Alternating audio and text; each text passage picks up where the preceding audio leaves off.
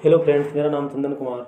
आज मैं आप लोगों के सामने एसएससी जेईई 2022 का मेंस का अपना कॉपी दिखाने वाला हूं। जैसा कि आप लोगों को पता है कि मेंस 300 मार्क्स का होता है। तो ऑल ओवर मार्क्स में मेंस का मार्क्स बहुत ज़्यादा मैटर करता है। मेंस के मार्क्स के कारण ही मैं कंबाइन रूप से इलेक्ट्रिकल मैकेनिकल सिविल में ऑल इंडिया रैंक हासिल कर पाया। मेरे मेंस में 277 मार्क्स थे। यहाँ पे आपको दिख रहे होंगे कि हर पार्ट में मेरे कितने मार्क्स थे। क्वेश्चन नंबर 1 6 क्वेश्चन होते हैं, जिसमें से आपको 5 क्वेश्चन करने होते हैं और 1 क्वेश्चन छोड़ने होते हैं। तो हमने क्वेश्चन नंबर 5 छोड़ दिया था। उसके बाद 1 2 3 4 और 6 किया था। तो किस पार्ट में मुझे कितने मार्क्स मिले, ये चीज़ यहाँ पे दिखाया गया है। अब हम लोग देखते हैं आगे कि किस तरह से क्वेश्चन थे और किस तरह से हमने उसे अटेम्प्ट किया। तो सबसे पहला question, toaster rated 2000 watt 230 volt is connected to 220 volt supply, what is power consumed by it. मतलब 2000 वाट का एक टोस्टर है जो 230 वोल्ट पर रेटेड है, बट उसको 220 वोल्ट के सप्लाई से कनेक्ट किया गया है, तो ये कितना पावर कंज्यूम करेगा। तो यहाँ से पहले हम 230 वोल्ट जो इसका रेटिंग दिया हुआ है, वहाँ से हम इस टोस्टर का रेजिस्टेंस निकाल लेंगे और उस रेजिस्टेंस के हेल्प से 220 वोल्ट पर हम कितना पावर कंज्यूम करेगा ये निकाल लेंगे। या इसको आप यहाँ से भी शॉर्टकट, अगर एक लाइन में बनाना होता तो इसको आप यहाँ से भी, ये फार्मूला डराइव्ड है, आप यहाँ से भी इसको सोल्व कर सकते हैं।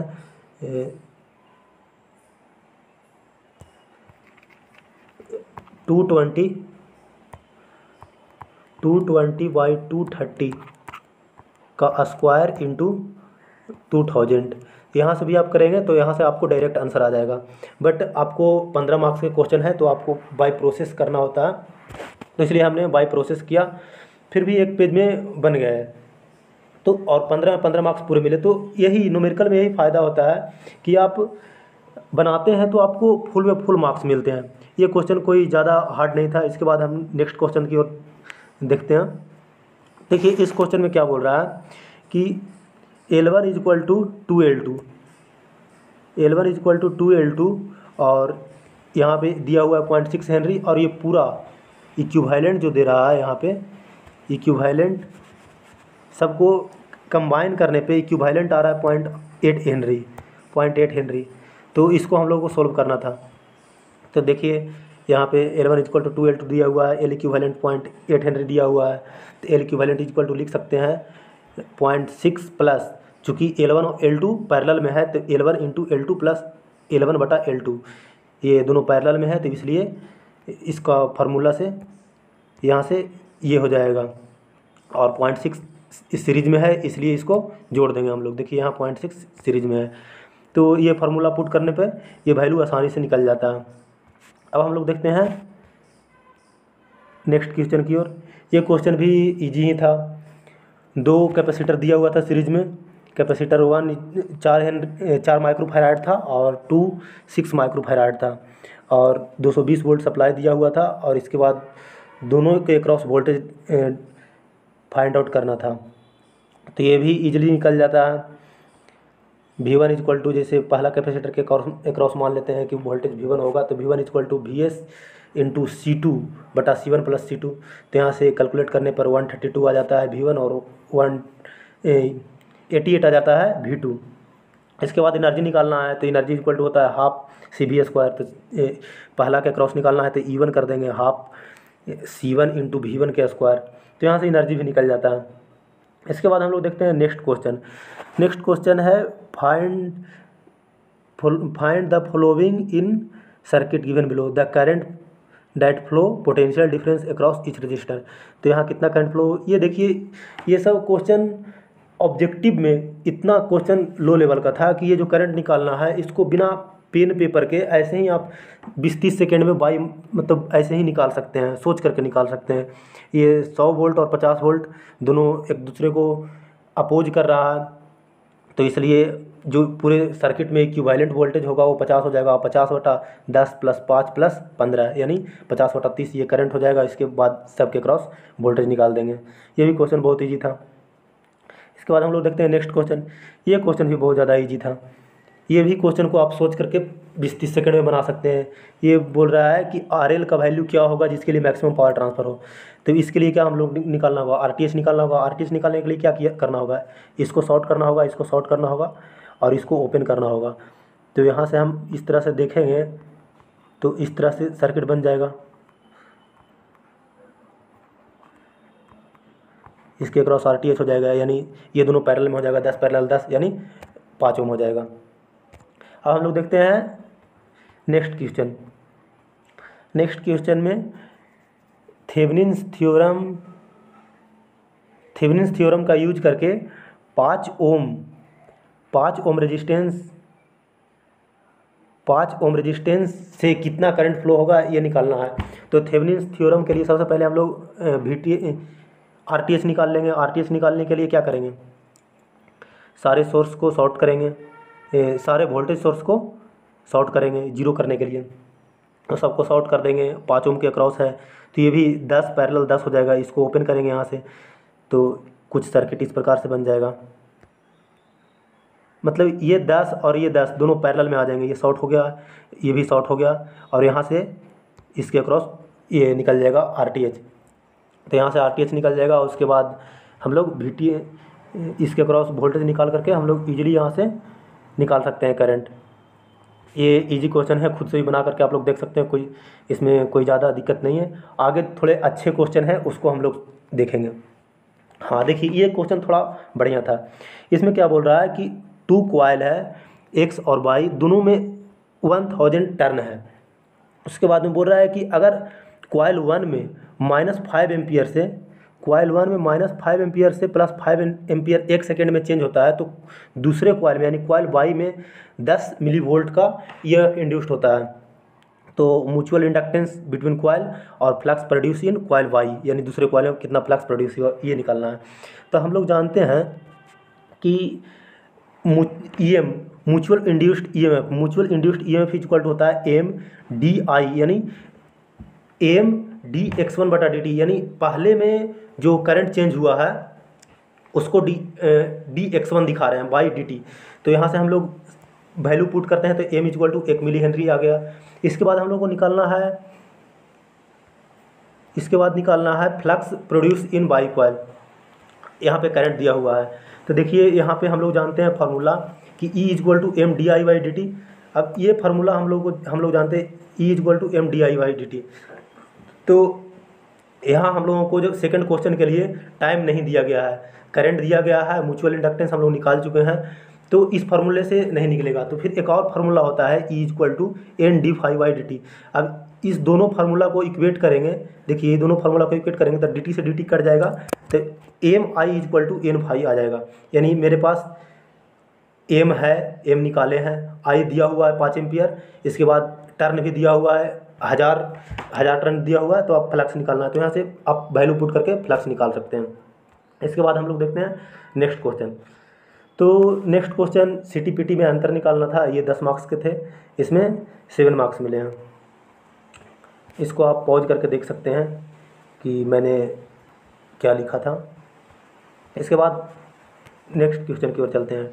ये मूविंग कॉयल, इसमें मूविंग कॉयल है 50 turn with 4 centimetre depth, 5 centimetre, placed in radial field of 100 weber per metre square.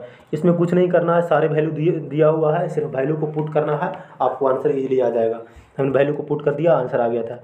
ये भी क्वेश्चन कोई हार्ड नहीं था। अब नेक्स्ट क्वेश्चन देखते हैं। नेक्स्ट क्वेश्चन में क्या बोल रहा है कि प्योर इंडक्टिव कॉयल, जो कॉयल हो प्योर इंडक्टिव है, connected in series with 10 ohm resistance as shown in figure 5, voltage across resistance, the voltage across resistance and inductor 20 volt and 30 volt. तो यहाँ से देखिए, यहाँ ये रेजिस्टेंस दिया हुआ है, यहाँ ये रेजिस्टेंस दिया हुआ है, इसके क्रॉस वोल्टेज दिया हुआ है, तो यहाँ से हम करंट निकाल लेंगे और जो करंट इसमें फ्लो होगा वही करंट इसमें फ्लो होगा। और इंडक्टर के क्रॉस आपको 30 वोल्ट दिया हुआ है वोल्टेज, तो यहाँ से इंडक्टिव रिएक्टेंस निकल जाएगा। करंट कितना आ जाएगा, करंट आ जाएगा 20/10 यानी 2 एम्पियर।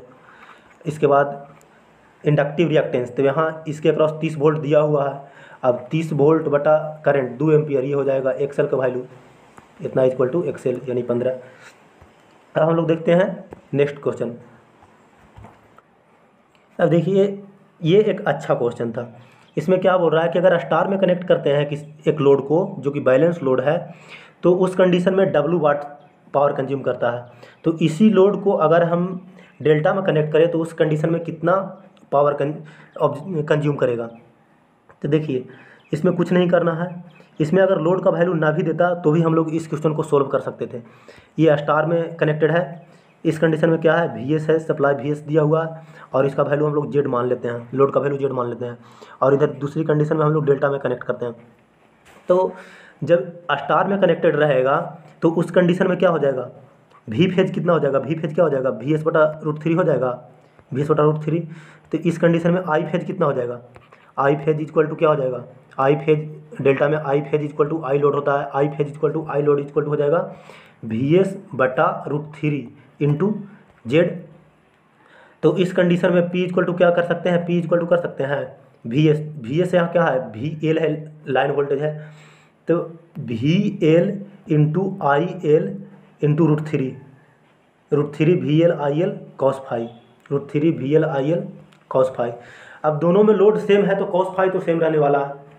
तो यहाँ से हम लोग क्या निकाल लेंगे, अब इसको आगे सोल्व करेंगे, इसको आगे सोल्व करेंगे तो इस चीज़ को हम फिर से लिख देते हैं। क्या था, P equal to √3 VL IL into cos phi. तो यहाँ से क्या आ जाएगा, √3 into VL into IL equal to क्या था, VL इक्वल टू VS था, VS into VS/√3Z, √3Z into cos phi. तो यहाँ से इसको सोल्व करेंगे तो √3 से √3 कट जाएगा तो आपको आ जाएगा VS का स्क्वायर बटा Z इंटू cos फाई। ये आ गया आपका स्टार के केस में।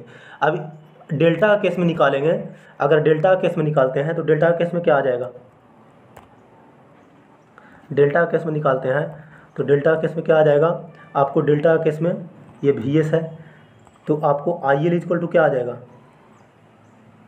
I फेज, पहले I फेज इक्वल टू क्या आ जाएगा, VS बटा Z, क्योंकि जो यहाँ VS है वही V फेज है तो I फेज इक्वल टू आ जाएगा VS बटा Z। इसके बाद अगर IL निकालेंगे हम, अगर यहाँ हम IL निकालेंगे तो IL इक्वल टू क्या हो जाएगा, √3 इंटू आई फेज। तो √3 into I phase equal to VS बटा Z। तो यहाँ से अगर हम P निकालेंगे तो P इक्वल टू हो जाएगा √3 into VL into IL into cos phi.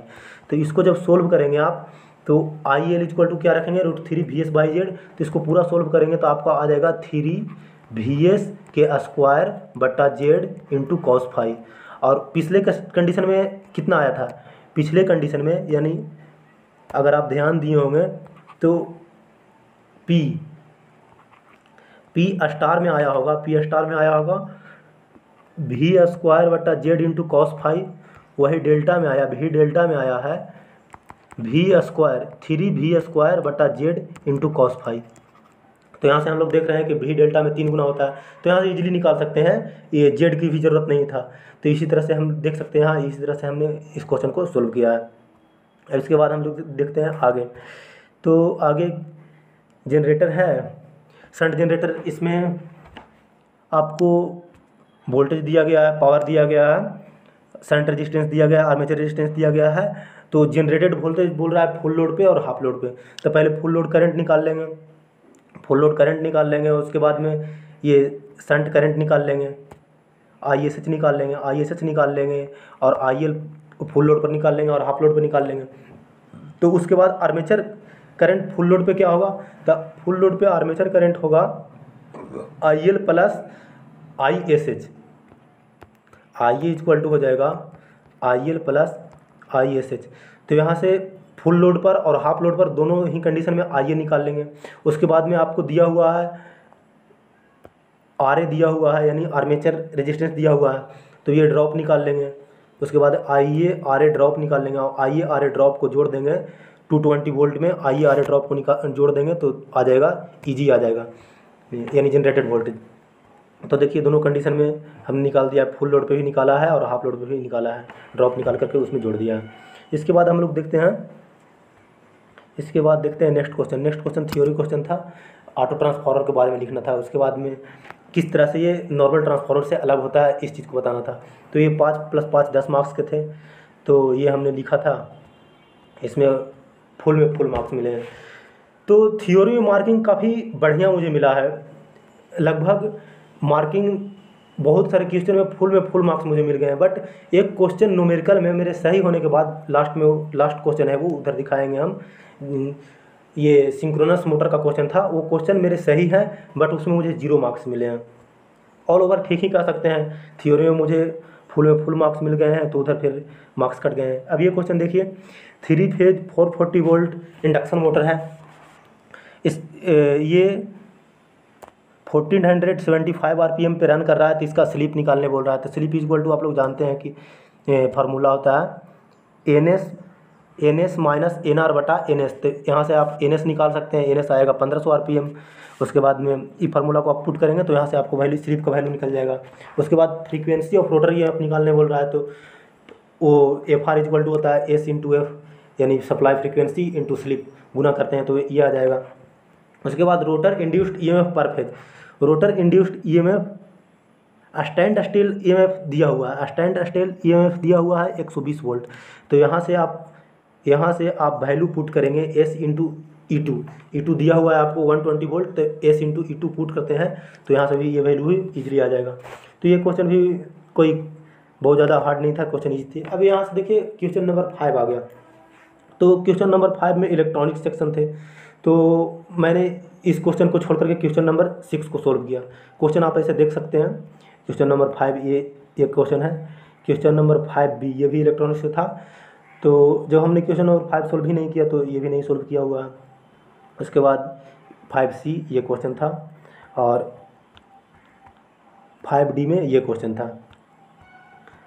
आप पॉज करके सारे क्वेश्चन देख सकते हैं। अभी देखिए ये क्वेश्चन नंबर 6 है।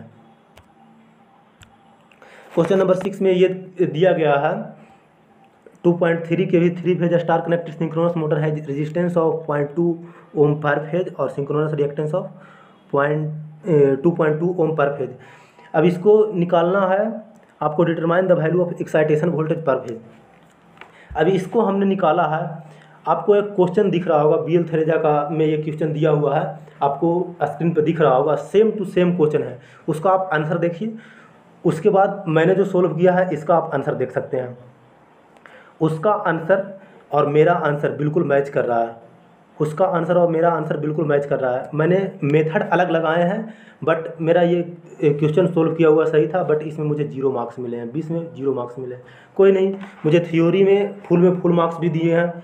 वहाँ अगर 10 मार्क्स कम भी मिलते, जैसे लगभग 60 नंबर का थ्योरी हमने लिखा, बाकी सब न्यूमेरिकल सोल्व किया, तो 60 नंबर में लगभग एक जगह 3 मार्क्स कटे हैं, बाकी 57 के अराउंड मुझे मिल गए हैं। 60 या 65 जो भी है उसमें से थ्योरी में मेरे मात्र 3 मार्क्स कटे हैं।